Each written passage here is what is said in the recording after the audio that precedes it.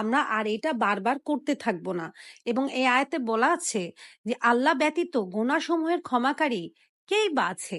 এখানে কিন্তু আল্লাহ আমাদেরকে আবার স্মরণ করিয়ে দিচ্ছেন যে তোমরা যে গুনাহ করছো, তোমরা যদি আমার কাছে ক্ষমা না চাও, তোমাদের এই গুনাহ কি কেউ ক্ষমা করতে পারবে? আল্লাহ সুবহানাহু ওয়া তাআলা ছাড়া কি আমাদের গুনাহ কেউ ক্ষমা করতে পারেন?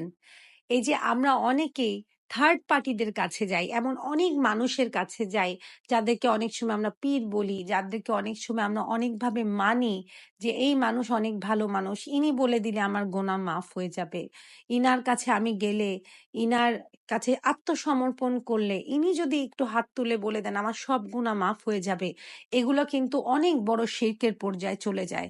কারণ আমরা যখনই ভাবছি যে আল্লাহ ছাড়া, আল্লাহর কাছে মাথা নত করা ছাড়াও আমরা অন্য কারো কাছে গিয়ে আমাদের ক্ষমা পেয়ে যাব, আমাদের সব সমস্যার সমাধান হয়ে যাবে, একটা তাবিজ